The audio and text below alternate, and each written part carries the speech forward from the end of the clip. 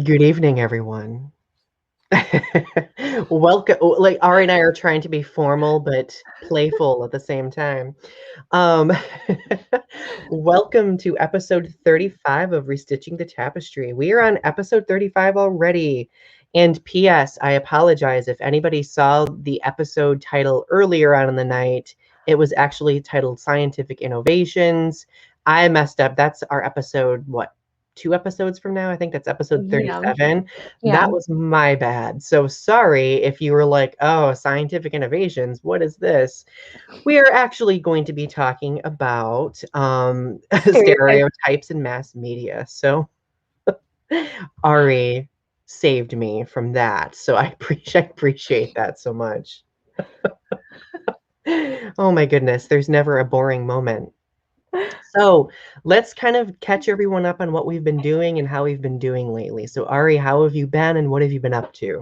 I have been so good. I watched Godzilla versus Kong in the movie theater. I'm fully vaccinated now, so Oh, I went to the we're movie doing theater. that tonight to celebrate.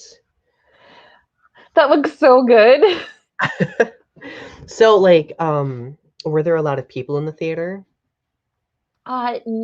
There are about 15 people in the theater. I wore my mask the whole time. I didn't even get popcorn because I was like, no. But there were kids kicking the seats and they were shaking the whole row. And like but like it was just like it was just very surreal, like to sit in a movie theater again and just like And what a great movie to experience, right? I know right. they've been saying that Godzilla versus Kong is like saving the box office right now because it's the one of the highest grossing films during the pandemic era, as they're calling it, of cinema. So that makes me happy to know that Godzilla's saving the day, basically, as he It's should so be, good. So good. right? But yeah, I also got a chance to see Godzilla versus Kong. I saw like my partner and I watched it on HBO Max. So I literally poured a glass of wine. Oh, you probably saw my review, but I I poured a glass did. of wine. I had popcorn ready to go, and I was glued to that TV. Glued to that TV. Perfect. But other than that, like I've been doing pretty well. I've just been doing a lot of school stuff lately. Um, I've been trying to do writing, but writing has been kind of difficult to do lately because I've just been so scatterbrained with school. So I'm sure once the semester ends, I will kind of regain my footing with that. Um, but yeah, Writing, what is that? yeah. What is that? Have you been doing any writing lately, Ari? No. That's surprising. You're normally churning out like 6 poems a day. No, I haven't. It's been okay, it's been like 2 weeks since I've written. I literally have been like taking a break. Well, maybe you need to recharge a little bit, right? Yeah. I think every artist or writer needs to take some time to recharge, lest we kind of, burn ourselves out, or maybe we recharge because we're burnt out, but that's besides Mhm. the point, right? So tuning in tonight so far, we have Arpy and Leo. Like, we'll see if anybody else tunes in. Um, we'll have to see. I know Leo has these new Converse top pride shoes that I'm sure are really, really awesome. I'm super jelly. I want some Converse pride What? shoes. That sounds so good. Speaking, I am wearing my Star Trek pride shirt tonight. Nice. A very, very nerdy ensemble I have going on tonight. So So, good. oh, thanks. All right, let's get focused on our topic for tonight. Before we get into talking about stereotypes in mass media, of course, I'm going to read our show's mission statement as we always do. Many witness different atrocities, large or small, that fray the social fabric around us. Much of the time, many may feel powerless and know not how to address such things. And this fray has gotten worse with the rise of social media, as we're able to share in a collective trauma simultaneously as it goes viral in real time. And of course, in thinking of the concept for the show, we thought of the question of what can we do to mend communities that have seen considerable tragedy like this, often tragedies initiated by privileged groups who don't know that they are personally involved. So our goal with this show is to create awareness, to restitch that social tapestry through conversation, creativity, and action. And we hope that in some way we educate ourselves, and we also kind of, perpetuate some form of learning experience with regard to these different, social topics. So I might reword the mission statement because I feel like I articulated it better tonight than I normally do. Normally I stumble over it, blah, blah, blah, blah. Okay, so tonight we want to talk about mass or stereotypes in mass media.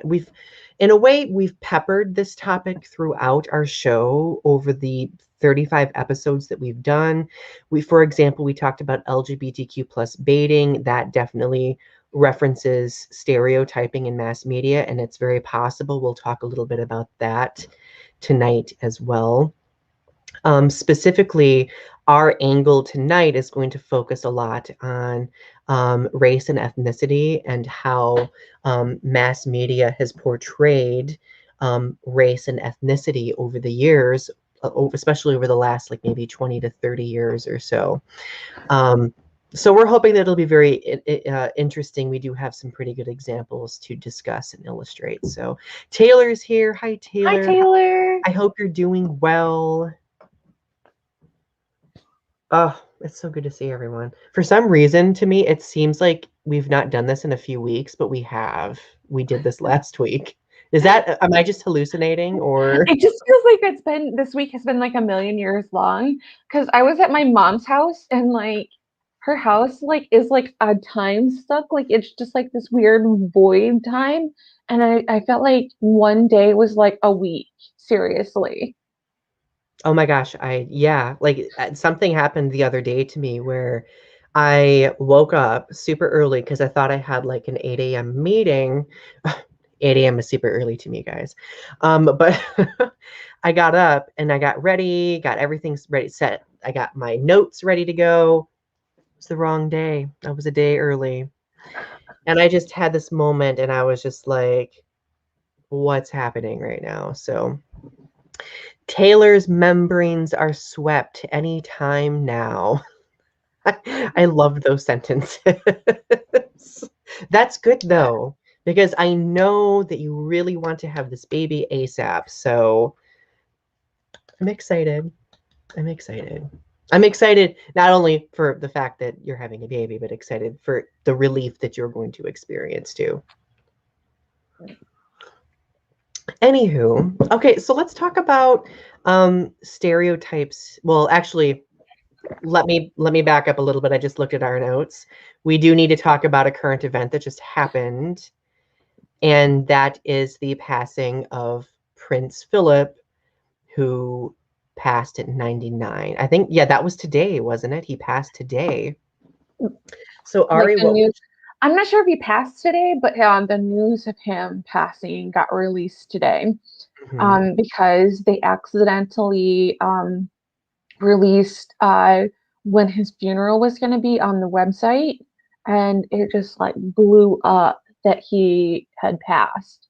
And so I'm not sure how this is going to affect the Queen. If this is going to be like if this is going to be like some kind of like effect, like if it's going to, bring her down and like shorten her lifespan, like if it's going to have some kind of like turtle dove effect and it's going to be like she's going to die within like a shorter amount of time because the love of her life is dead now. Like, So it's like really scary that he's dead. So yeah, I remember, like, I know a lot of people were having conversation about pictures that were released of him some time ago, and of course, like, a lot of people were commentating on him, like, just he didn't look well, like he looked like he was ill or something like that. So I mean, it makes me wonder, like, had he not been well for a while, and Yeah. I mean, yeah, you Taylor can't meant.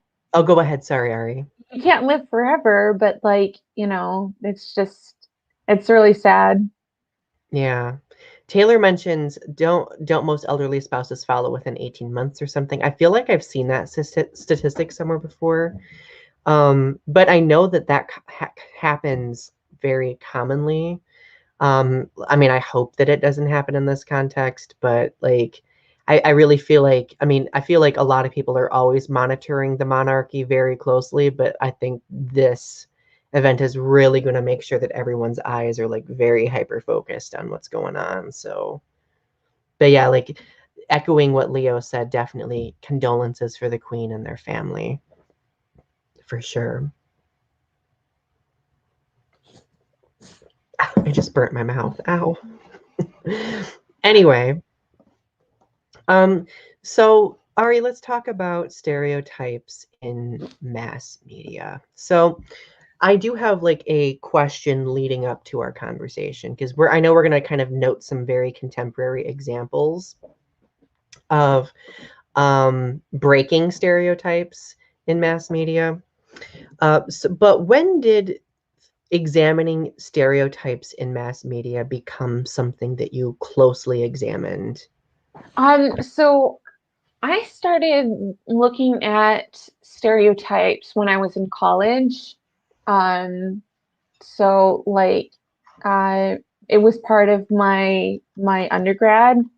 Um, so I was looking at this as part of my degree. So it's just kind of always been something that I've done. Um, so it's just, it's been really important to me to like look and see like, you know, I've been aware of it since then.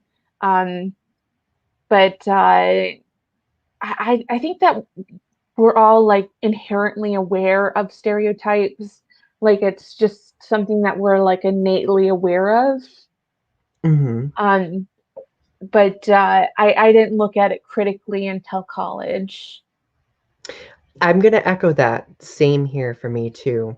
I I didn't start examining stereotypes in mass media until I came out as a gay man, and I think a lot of that had to do with seeing different representations of gay men in media, in mass media largely. So at that time, my exposure to gay men in media largely had to do with Pride and like various different promotions associated with Pride. And I realized that stereotypes in mass media kind of encompass a large swath of different things, ranging from like social stereotypes to stereotypes based on appearance, stereotypes based on behavior, so on and so forth. So Mhm. when I was in college and trying to fit in with um, a group of people who's already marginalized because of my own fear of not wanting to be marginalized within this smaller group, I tried my hardest to conform to what I saw in mass media of how gay men should be, how they should be represented, behave, so on and so forth. As one can imagine, that was a very difficult process and it didn't pan out very well. And I quickly learned that what I often saw crafted in media wasn't always the case. And I started having to unlearn a lot of what I had learned. And I know that a lot of other gay men around me also had to unlearn a lot of those like conditioned stereotypes. And when I say conditioned stereotypes, I'm largely referring to like stereotypes related to body image and things like that. Okay. Also like other stereotypes surrounding, like, because like when in like the mid to late 2000s, like there was like this huge focus among gay men where like having sexual relations was in a way of proving yourself in some Mhm. fashion. And that was a pretty huge stereotype that was a lot of the time perpetuated by media too. So that was another one that was difficult to unlearn. And it's not to say that like sexual relations was a bad thing. It isn't. It never was.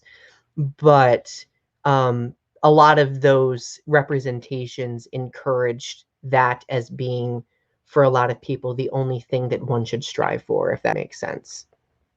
So, and of course, for me, I was not that person to strive for that one, a specific aspect. So, but after that, that's when I started looking at stereotypes with regard to race and ethnicity, women, trans people in media as well.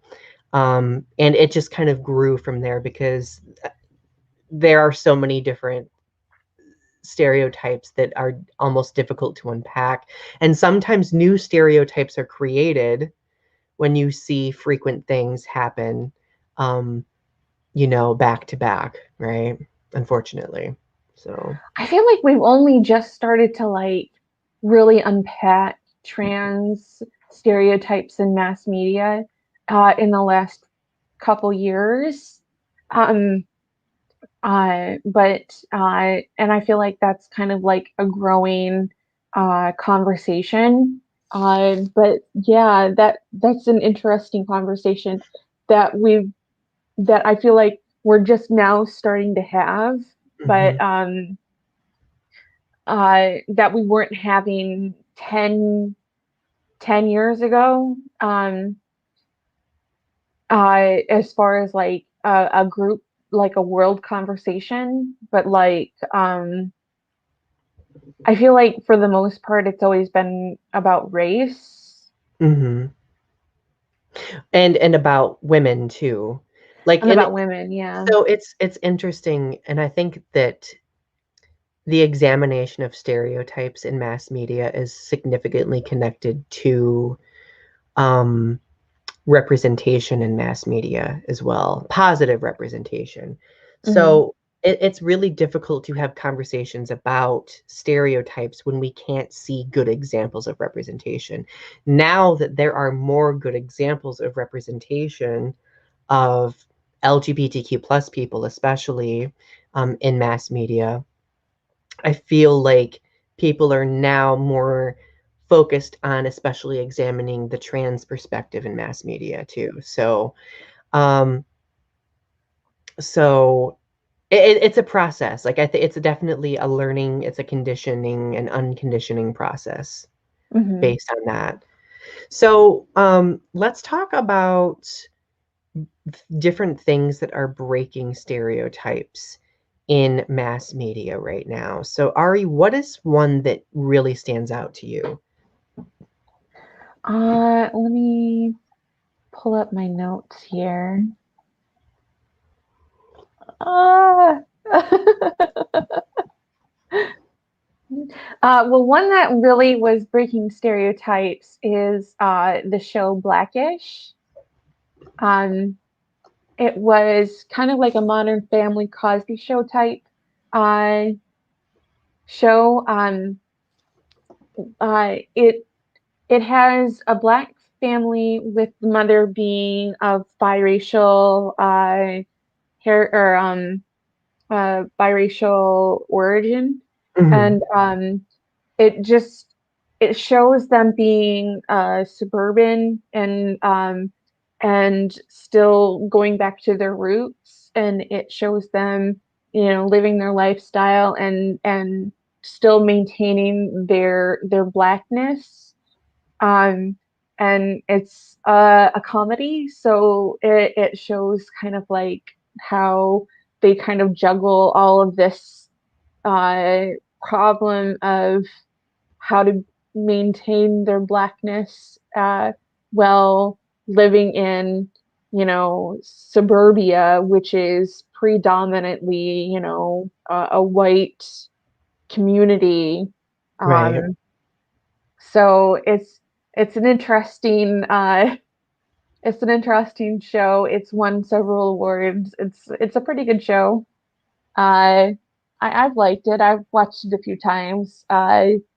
It's definitely worth watching. They had a spinoff called Mixed Dish, which is about the mom being a kid growing up in a mixed household, and then they had another spin-off, Grownish, which is about the daughter going off to college. So That's super interesting. I know I've seen a few episodes of Blackish, but I really do think that I would like to explore it more to see more aspects of it. Hey, Rogue Agent, it's good to see you.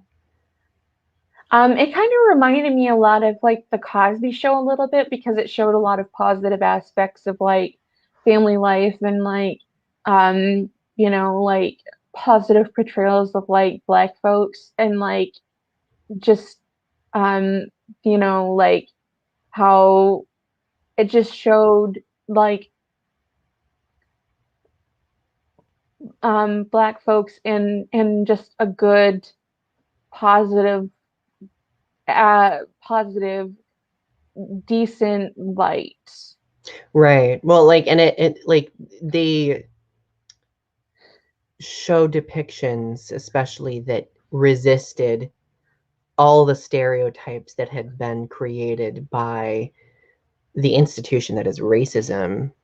Like and I think that's what makes shows like that so important and significant, is to show that, like, this is actually how Black families live. Like, this is actually who they are, not these, dreamed up stereotypes or fears or anything of that nature, Yeah. So what else? So someone who was resisting stereotypes just recently was, Fresh Off the Boat was a good one too. I heard that was a pretty good show. I haven't seen a whole lot of episodes of that, but I heard that was a pretty good one. But someone who was resisting stereotypes was Little Nas X. He just posted that video on Montero, and there was just a lot of outcry about him being a young gay Black man, and just there was just a huge outcry about his video, about how he was going to hell, and he literally went to hell and gave Satan a lap dance, and it was that video is amazing. It's so good, because he preemptively understands the critique about what's going to be said about him, and literally says, this is what you're going to say about me, and I already know what you're going to say about me, and I don't care what you're going to say about me, because I already know what you're going to say about me, because I've already heard it all before, and like, I'm going to wear it. I'm going to wear it. Yeah, like I know when my partner and I watched it, because it was causing quite a bit of buzz on TikTok, and then we were like, oh God, we got to go watch this. And it's very rare to see gay Black male sexuality depicted in any way. Like, and it's like, I think it is a very empowering and brave video and song that he chose to put out there, because when Lil Nas became popular, he was popular in largely country music, right? So the fact that he has kind of taken his image and kind of become who he really is, and kind of owned his image, like, I think that is a powerful representation for other people in the LGBTQ plus community, especially people who are in multi-marginalized groups. Right. And then when all of the hate came in, he didn't shy away from it. He like stood up to it and like fought against it. Yeah, And he called it out. He was so empowering, and it was just like to watch him was just like, wow. Like, it's so good to see, and so he's so refreshing, and it's just like he's like such an inspiration to watch. It's just like I've been watching him for the last like week or so, and it's just like I don't know how he does it, because it's just so amazing. Yeah. Yeah, like I just think it's wonderful. And I'm hoping that other artists look to him for like as that example, you know. Now the thing is, I like we've seen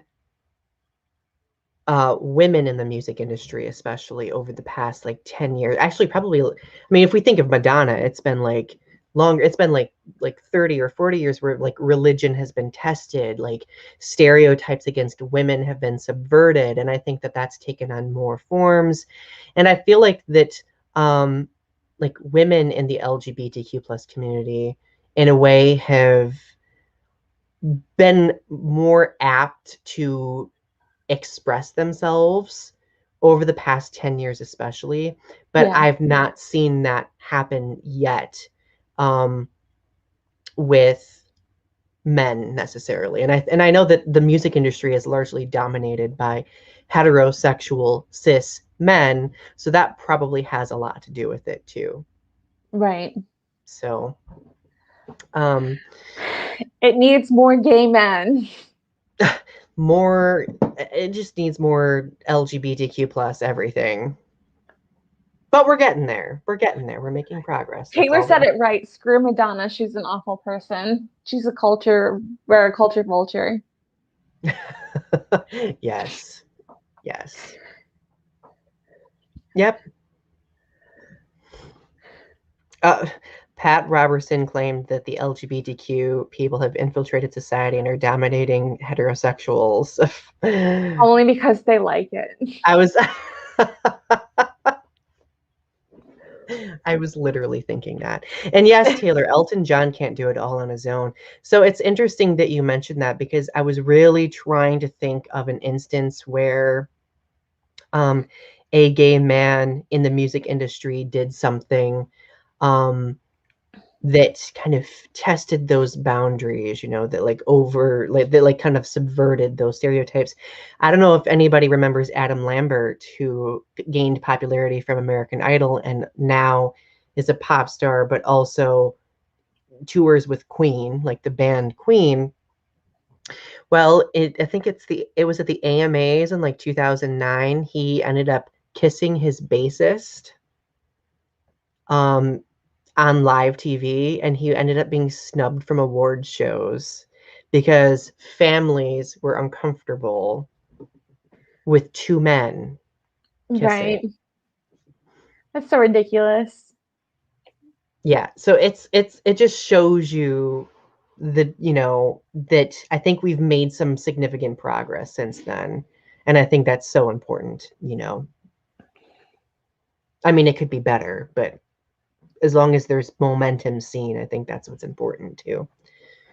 I just think it's ridiculous that like people get mad because they see two men kissing. Like, oh no, my morality. Well, what Oh. upsets me is that the people who see two men kissing are the first people to be like, "Woo, yeah!" If they see two women kissing, and it's like,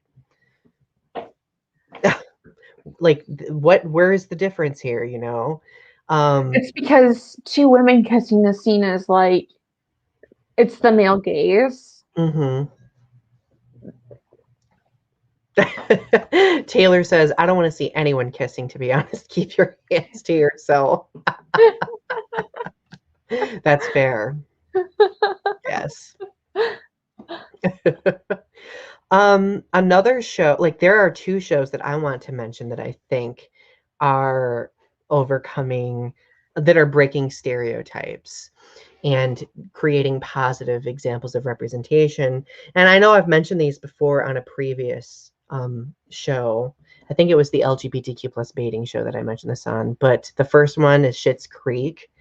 Love that comedy show. It's wonderful. Positively depicts gay men, pansexual people.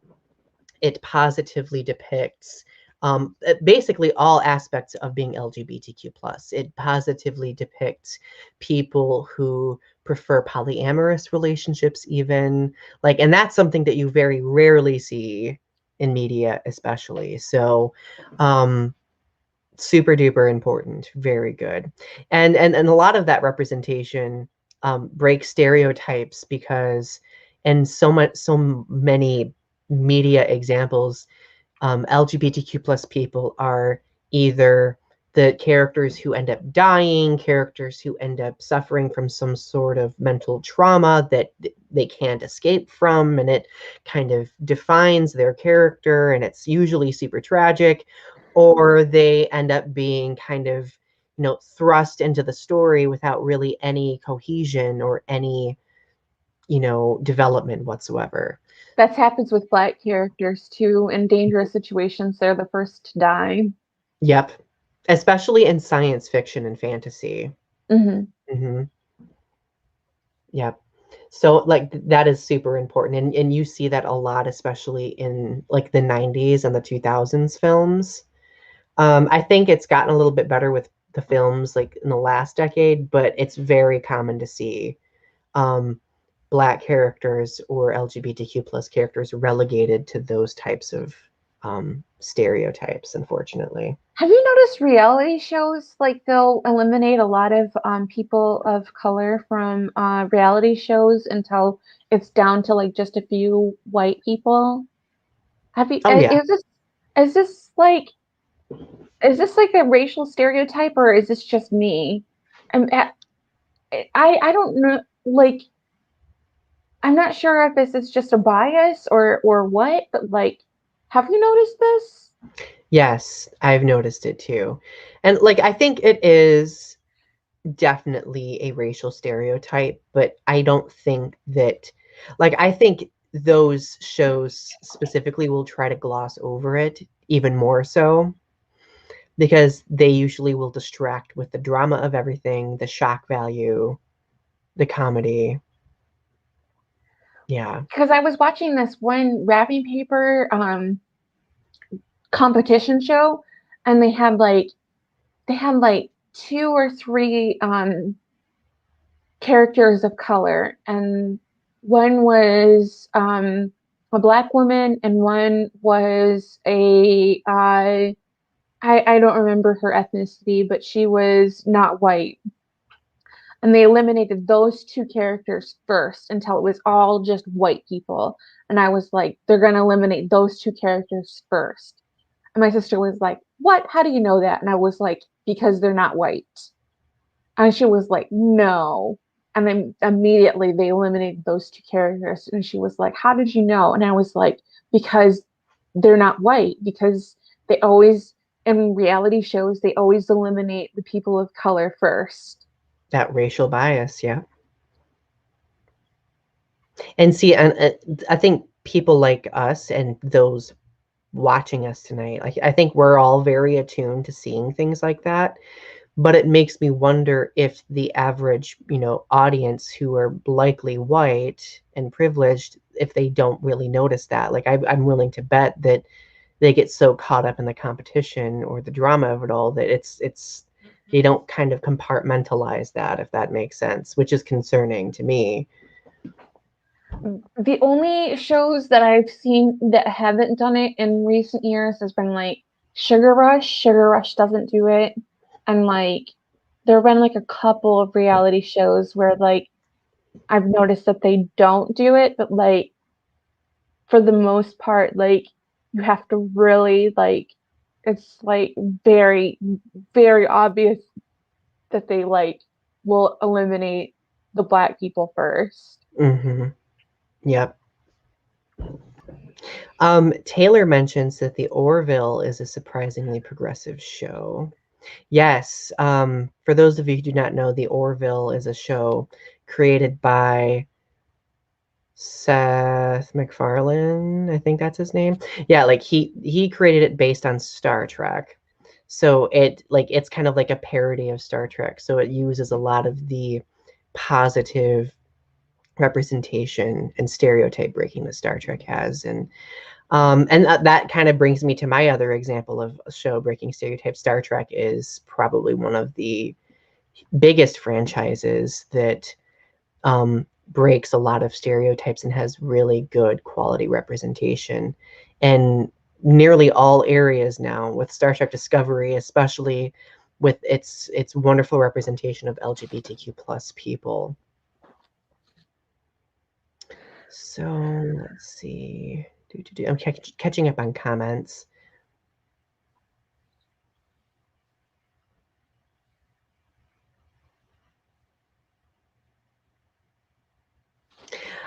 I think like white privilege, Rogue, white privilege, like I think we need to dissociate white privilege and class privilege.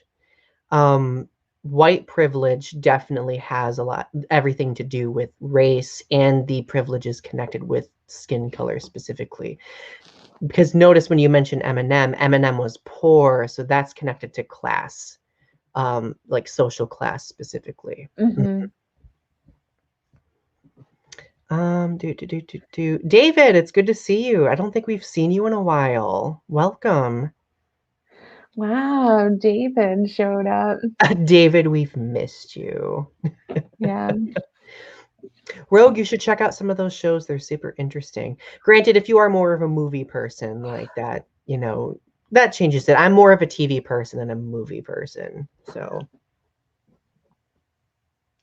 I could do a whole video about how I think that Godzilla films should have better representation, but usually when I do have those conversations, Godzilla fans get mad at me. So one of my goals in life. Oh my goodness. Hello. Ephemer. I hope I'm pronouncing that right. If I'm not, I apologize.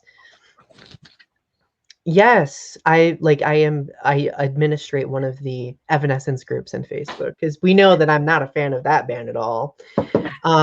So it's good to see you. Shane is here. Wow, we have a lot of people tuning in now. We must have hit the magic hour, right? It's okay, Shayna. Better late than never. Make a grand entrance. So for those of you tuning in, we've been having a really interesting conversation about stereotypes in mass media, and we've been identifying like positive representations of like shows and films that break the different mass media stereotypes that we see. And I think are there a couple more, whoops, I just like flipped my computer. Are there a couple more examples that you want to mention, Ari, before we move forward? No, let's move forward. All right, cool. So, some not so fun side of stereotypes. Ari, do you want to go through a couple of them? So, I have a lot of I mentioned a lot of Hispanic ones because those ones really hit home for me because I have a lot of family that lives in Texas or has lived in Texas. So I really care about like Spanish stereotypes or Hispanic stereotypes. Mm-hmm. So I care about those ones a lot. Hispanic ladies as nannies. The movie Spanglish shows Hispanic ladies as nannies, and that's kind of a real stereotype that gets shown a lot in film and movies or film and TV shows that Hispanic ladies are just shown as the nanny and that they take care of families and that they don't have their own families to take care of and that they're just relegated to taking care of other people's kids. Mm-hmm. Mexican men as drug dealers. There was a movie I watched last year during the coronavirus called The Tax Collector. It had Shia LaBeouf in it, who is not Mexican, but he played a Mexican man. Oh my God. And No. he was a drug dealer. No. What is even happening? Yeah. That's bad. Yeah. There's also Mexican men as Latin lovers.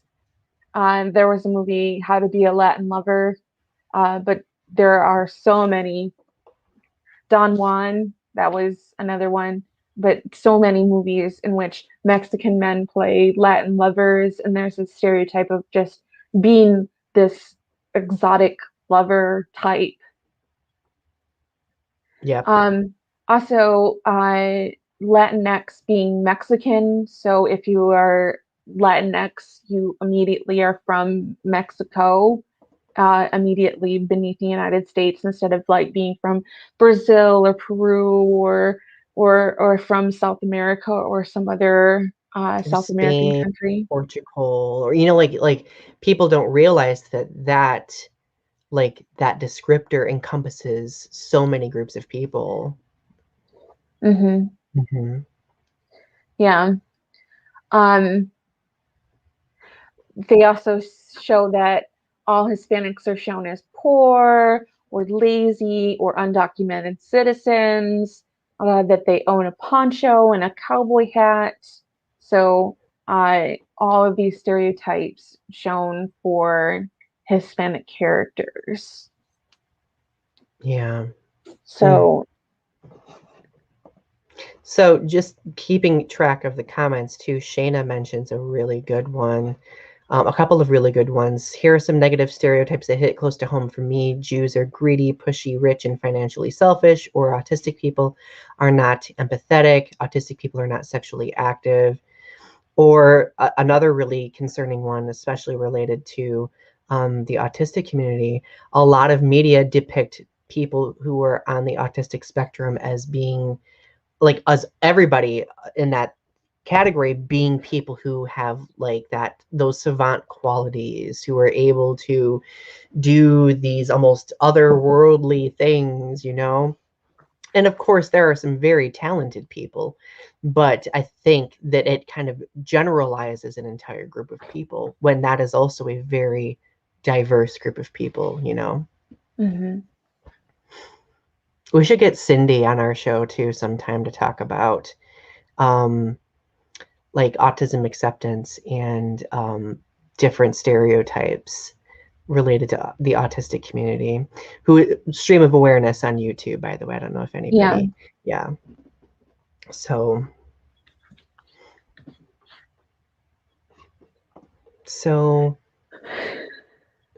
let's see. Did you mention that? Oh, I think did you mention the bad stereotypes where like Hispanics are depicted as being poor or lazy? I did, yeah. Okay, I couldn't remember if you mentioned that. I know, like, we did talk a little bit already about how Black characters are usually the first to die in horror films and science fiction films. Mm-hmm. To Africa, like if we look at Africa as a whole, as one of our tidbits mentioned here, it's often depicted as being this dangerous, untouched, region that is completely bereft of civilization, and we kind of see like I know you have Black Panther as an example of that. Yeah, but Black Panther kind of breaks that stereotype because It does. I it shows it as being, although it's hidden, it shows it as being like a civilization uh within Africa, but Africa as a general is as shown as untouched.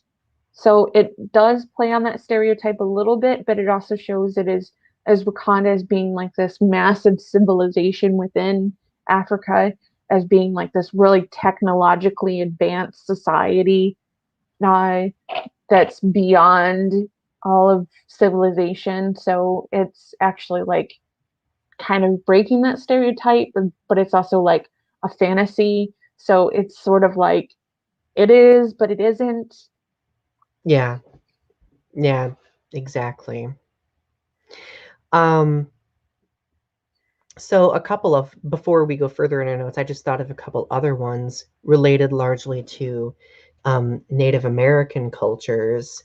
Um, there are a lot of very troubling stereotypes um, and depictions of Native Americans over the years. Of course, if we look at older TV shows and films, Native Americans are often depicted as being these quote unquote savage people who have no care for life, no care for anybody. Or like, and if we look at more contemporary examples of negative depictions of Native Americans, Well, they just are shown as being like a dead culture, that the lost native, that they're shown in this like this savage garb that like Hmm. is the you know they show in the 70s they had that crying native over the trash Oh, being thrown on the side of that the road, commercial. Hmm. and it's like, we've taken their land, and they're just, you know, crying over the trash, and it's like, but we have taken their land, yes, but you know, they don't cry over, I mean, Well, they're not just in full garb all the time. right. Well, that, and there's this stereotype that all Native American cultures are like these shamans of the land, that they are just one with the earth. And different cultures, I mean, all like these different Native American cultures have different relationships with land, and why it's significant to them, you know. So like, and I think that that commercial that you're referencing specifically overlooks that. Leo Mhm. makes also a good point, saying that not to mention a lot of those Native Americans in shows and movies were not played by actual Native Americans. That still happens, unfortunately. Oh my gosh, what was it? There It's was the a, same thing with Asians. yeah, Asians are not played by Asian people. what was We what was that film? There was a film that came out like a few years ago where Johnny Depp was playing a Native American. Oh, it was Tonto, or oh Oh, what was uh it? All I remember is I remember watching, like, I've not even seen the film, so I don't know if there's an explanation. The Lone Ranger, that's Leo just noted that. As soon as I saw that Johnny Depp, like, I'm fairly sure that Johnny Depp is not Native American at all. no, he's not. So, like, as soon as I saw that, I was just like, oh no, like, this is not good. Yep, Taylor mentions it, the Lone Ranger and Tonto. Um, let's see. Taylor also mentions, going back to Black Panther really quick. The thing with Black Panther is that the tech in that film and those films is entirely due to a natural resource and not the ingenuity of the Wakandan people. I had never thought of that. That is super interesting, and it's so true.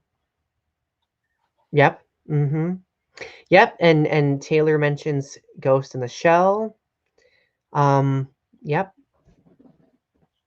And Doctor Strange, they had what's her name playing the Tilda Swinton. Yeah. Tilda Swinton playing an old Asian man,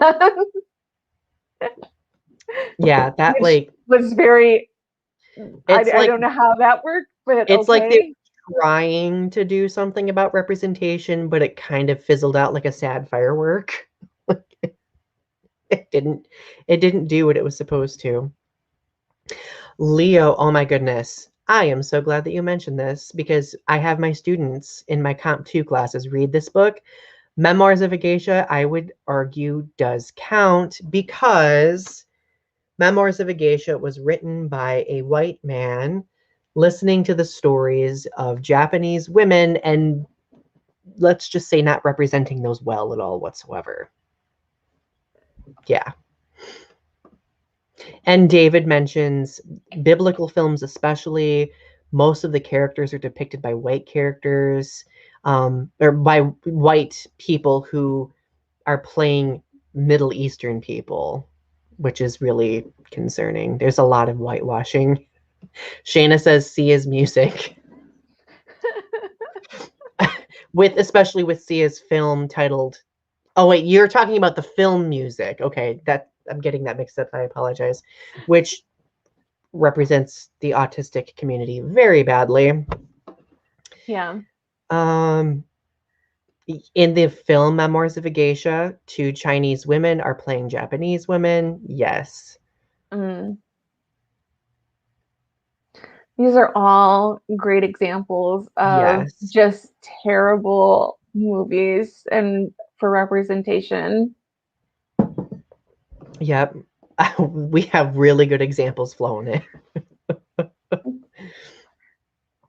But like, I don't know. It's really unsettling.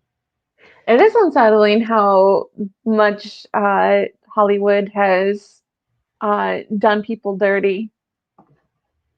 Oh, I forgot to mention, oh, and it's okay, Shayna. That was on me, not you. So going back to Native American representation, if we look at Native American women are exoticized and eroticized. Like, I mean, if you go to like any like store in a mall, you'll see like tapestries with Native American women with like a wolf next to her and the moon in the background, like all of these very unrealistic representations that exoticize, you know, that group of people. You can't use the movie White Chicks because the movie White Chicks doesn't marginalize white people. I think, like, I do think the movie White Chicks, though, if we look at some of the Black characters, it does take certain Black stereotypes, especially when they're not, dressed as white chicks, and they kind of like make them larger than life. My partner and I watched White Chicks about a couple of months ago, and I was like kind of thinking about that. I was just like, interesting. Like, I think part of the movie's goal is to kind of poke fun at representation in a way. Mm-hmm. Oh my gosh, Taylor, how did I forget about that one? Pocahontas. Oh, Disney's Pocahontas. Oh my God. I can't. I can't. I literally can't even. I can't even. Yes, Arpy, you may, by the way. Okay, I digress. I just realized we're at 52 minutes. So, do we want to talk a little bit more about Asian Americans? Ari, do you want to take the lead on that one? Yeah. So Asian Americans are often not given parts in TV and film as well. They're often given to white people. And women are often shown as either the dragon lady, which is strong, deceitful, domineering, mysterious, and often sexually alluring, or the China doll, which is diminutive, cute, and attractive. So they're either like one or the other.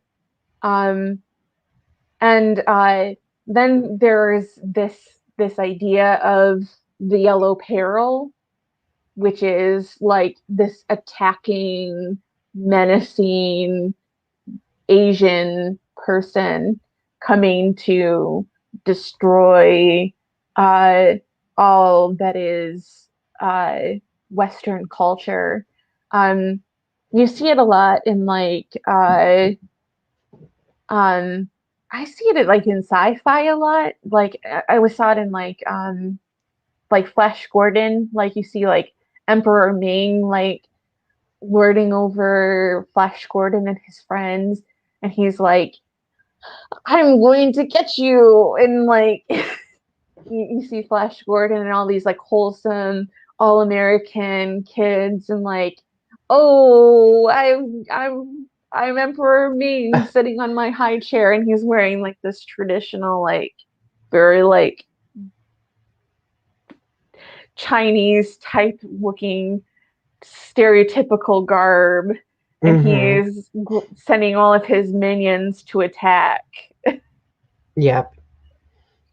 Yeah, like a silk gown. Yeah, like it's interesting to look at the difference between how Asian women are depicted and how Asian men are depicted, because usually Asian men are depicted as being like the mentor role, the wise monk who is providing insight and training to someone else. And it like that, so many action films do that.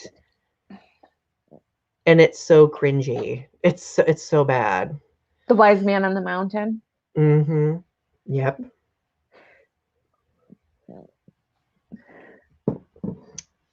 So yeah, wow. So now that we are toward the end of the episode, I think we should talk about what we can do to help break down a lot of these negative stereotypes, because they're still out there. They're still present. What can we do to help that momentum? Well, I say we don't support media that we call out media that uses stereotypes, and that we don't support media that uses these stereotypes because or negative stereotypes that harm communities, because it's just going to keep getting worse if we don't call it out.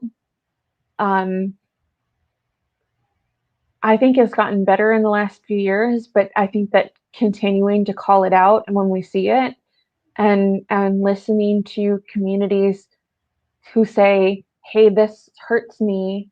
This hurts my community. You know, this makes me look bad. This makes our community look bad." And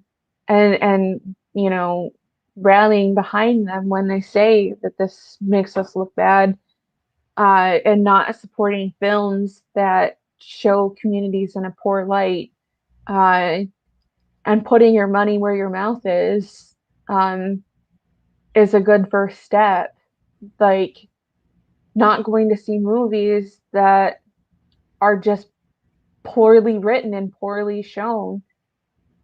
Yeah, I agree completely. Because I'm tired of this. I'm tired of, not showing people in a good way. And like, why can't we turn stereotypes on their head? Why can't it be uh, people from different walks of life getting uh, getting to mix things up a little bit and having their stories told in a positive light? Right. Taylor makes a good point about voting with your dollar not always being like the best approach. Like I also think that I think it should be a multi-pronged approach, if that makes sense. Like I do think there is some sort of financial consideration, considering the people who are in financial power are the ones who largely dictate what goes and what doesn't for representation, you know?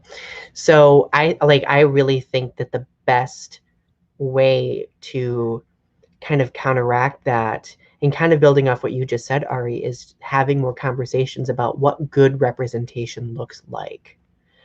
And that makes people uncomfortable, because a lot of people think that those conversations are too political, or they think that we should just be grateful for what we have, when really, why shouldn't we continue striving for improvement? Like Mm-hmm. representation is something that needs to be examined vigilantly, and it needs to be looked at as something that's dynamic. It's not like you don't just like flip a switch and, oh, representation's perfect now. No, Yeah. like representation shifts with identity, it shifts with various different social variables, and I think that media should reflect that. Yeah. And I don't really think we should be made to feel uncomfortable for having conversations about stereotype at all. Like it should be encouraged, and it should be something that should pique people's interest, because like having those conversations might make a difference in someone's life. Yeah. Yeah. Taylor mentions be grateful equals Black Panther is enough. We don't need to do better. No, we need better. Green Lantern should have been black for. Yeah, exactly. Yeah. Yeah.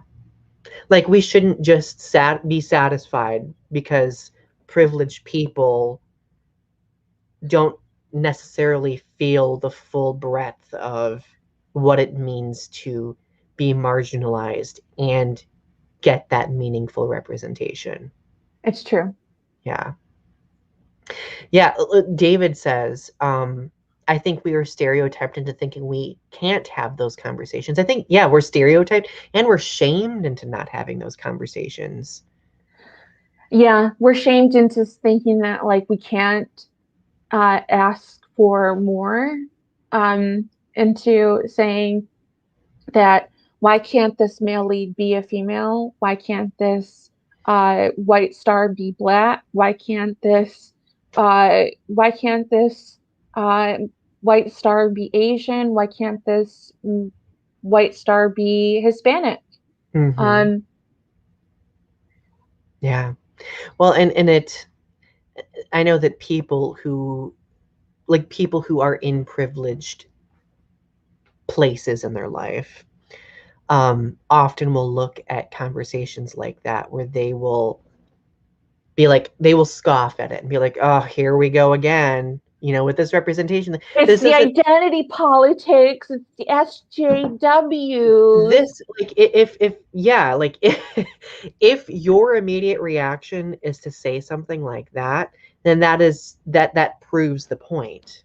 Like it proves the point that you have never really had to have that battle that certain other groups have had, and I think that we should be open and understanding of other people's battles. Taylor says more male Asian rom-com leads. Yes. Yes.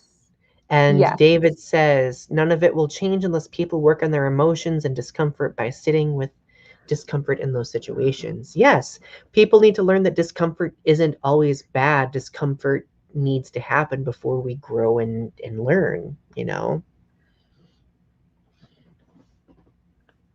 Storm and Ellen John can't do it on their own. Yes. Oh, dear friends, this has been a wonderful episode. We really enjoyed this conversation. And we will undoubtedly have more conversations about stereotypes in mass media and representation in the future. So, Ari, do you have any parting words this evening? It is not the end. It is only the beginning of the conversation. Yes, we will leave it at that because that was perfect. Anyway, subscribe to our channels. Ari's is Strange Nothings. You know what mine is. Click like on our video.